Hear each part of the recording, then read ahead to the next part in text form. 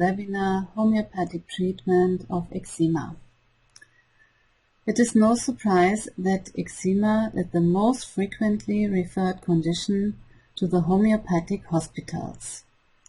If you have suffered with eczema, you will know that conventional medicine struggles to deal with this often very uncomfortable illness, and treatments are palliative rather than curative. Antibiotics, antihistamines and steroids are on offer to manage symptoms, and these may help in the short term but can become ineffective over time or less well tolerated. Patients are also worried about the long-term effects of using topical corticosteroid cream, which can cause atrophy or thinning of the top layer of the skin. Treatment with antibiotics, antihistamines and steroid creams only suppresses eczema, causing it to reappear once treatment stops. In some cases, suppressed eczema may lead to asthma or to high blood pressure. What is eczema? The term eczema is used for a group of conditions that show a similar pattern of changes in the skin, giving rise to specific changes on the surface. The word itself comes from the Greek and means to boil or to flow out. Anyone who has had acute eczema will understand how appropriate this is. In acute eczema, intense inflammation leads to the formation of little blisters in the skin, which soon burst or are scratched open, leading to weeping and the flowing out of fluid. Even if there are no vesicles, a section of skin affected by eczema looked at under microscope shows fluid between the skin cells, tending to push them apart. This produces an appearance reminiscent of a sponge, hence the term spongiasis that is used by doctors. All the different conditions called eczema would be expected to show the spongiasis, together with some degree of inflammation around some superficial blood vessels, which are dilated, producing the hot red feeling and appearance. Despite the word's common usage, eczema defines symptoms of various skin impediments rather than a singular disease, and is often the result of many internal and external factors acting in isolation or in combination. Clinical features of eczema: acute eczema, weeping and crusting, blistering usually with vesicles, but in few cases with large blisters, redness, papules and swelling, usually with an ill-defined border, and scaling. Chronic eczema, less vesicular and exudative, more scaly, pigmented and thickened, more likely to show lichenification, a dry, leathery, thickened state with increased skin markings, secondary to repeated scratching or rubbing, and more likely to fissure.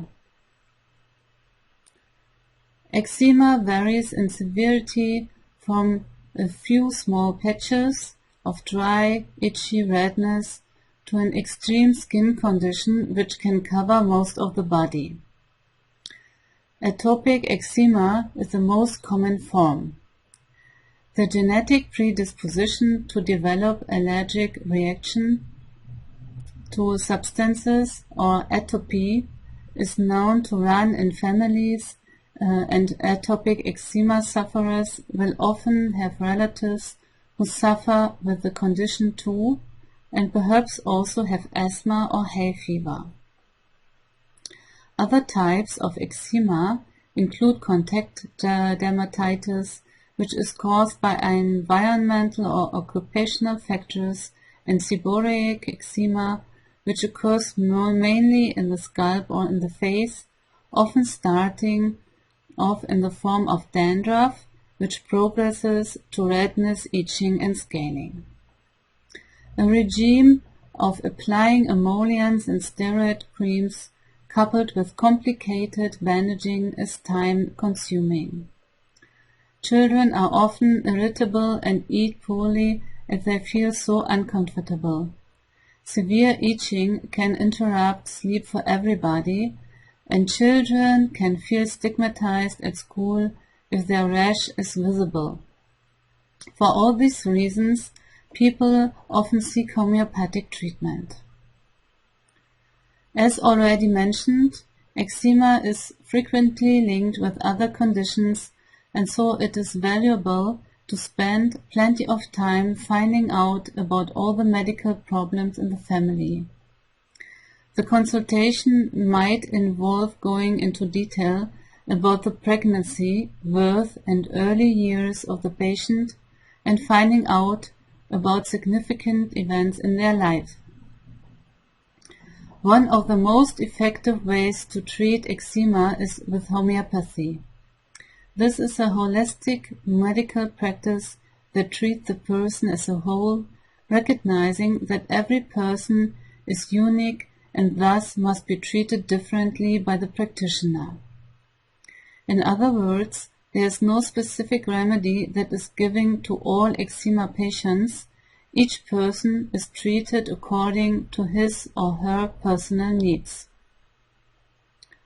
Factors that causes an illness and the different reaction to these factors are very important in homeopathy. These factors include infections, emotional stress, lifestyle or diet conditions, hereditary defects or ailments, and physical and psychological patterns. Symptoms are most often manifested when one is exposed to a stimuli stronger than his or her vitality and immune system.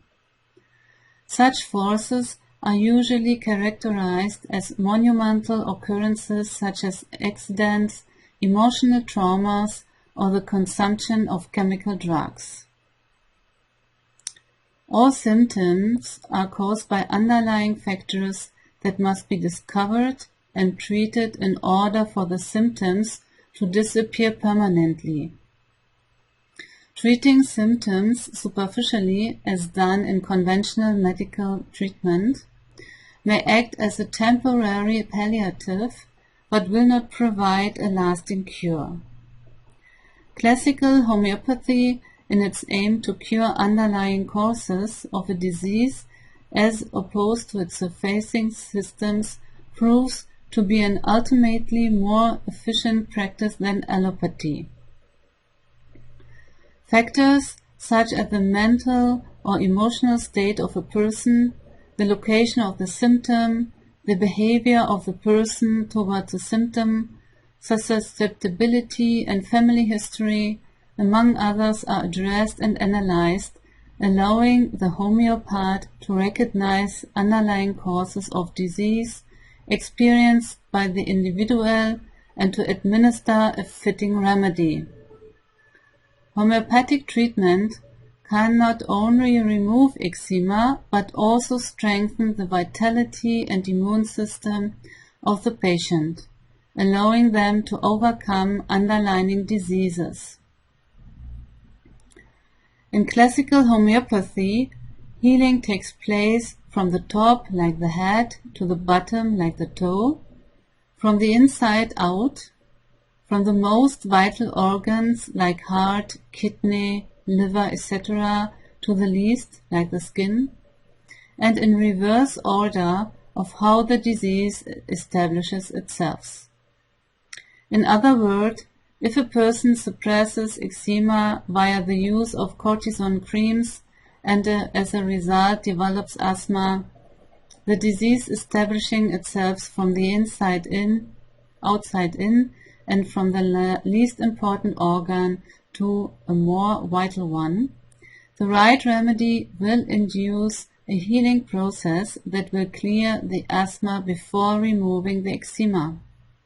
In this way, the healing process occurs from the inside out, healing the more vital organs first.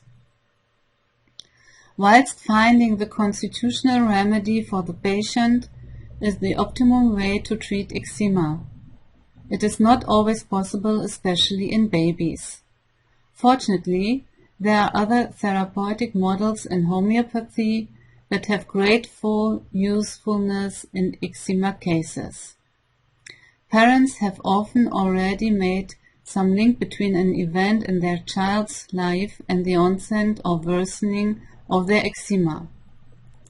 These can be significant events such as separation from a parent or carer, the birth of a new baby in the family, the introduction of new foods into the diet, a seemingly unrelated illness, or an accident.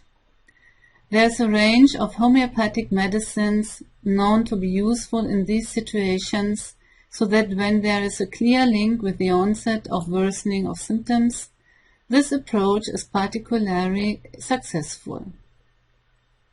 Natrum muriaticum can be useful after a child has been separated from the mother, and pulsatilla is indicated if the onset of symptoms happens around puberty. As well as using these approaches, it is useful to add localized treatments because eczema can be such a distressing condition. These can be in the form of homeopathic medicines based on the presenting symptoms rather than or in addition to the constitutional method. A remedy such as graphitis is useful for crusty, cracking eczema which oozes a sticky, honey-colored fluid. Sulfur might be indicated for a red burning itchy rash, worse for heat and water.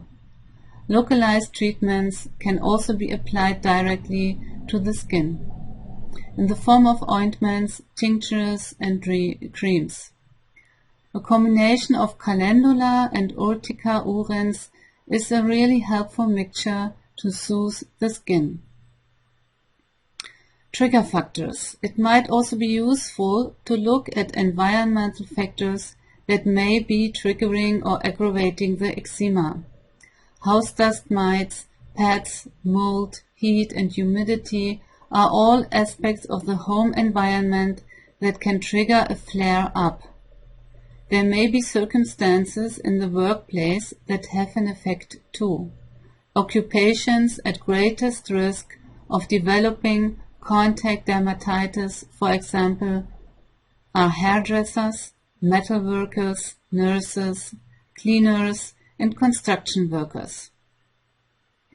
Children under 5 are at greatest risk of having their symptoms worsened by food allergies, and it's thought that in around 30% of children with eczema, food may be a contributing factor.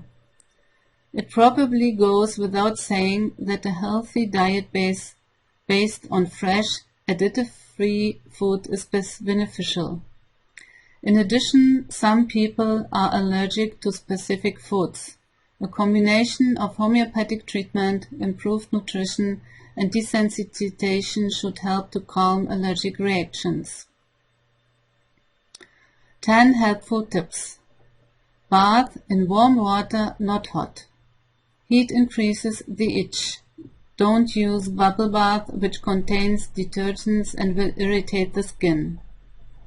Avoid soap, which is drying to the skin. Use a soap substitute instead. Apply emollients frequently and liberally. Immediately after bathing, apply emollients, as this will help trap the water under it and thereby add rehydration. Small children and the elderly should use a bath mat, as emollients can make the bath slippery. Wash clothes in the minimum effective quantity of non-biological, unperfumed washing powder. Give clothes an extra rinse. Avoid fabric conditioners. Wear cotton or silk next to the skin. Wool and man-made fibers can irritate the skin. Use cotton sheets and duvet covers. Keep bedrooms cool. Overheating makes eczema worse. Warm, moist environments also encourage house dust mites. Keep bats out of the bedroom. Animal dander can make eczema worse.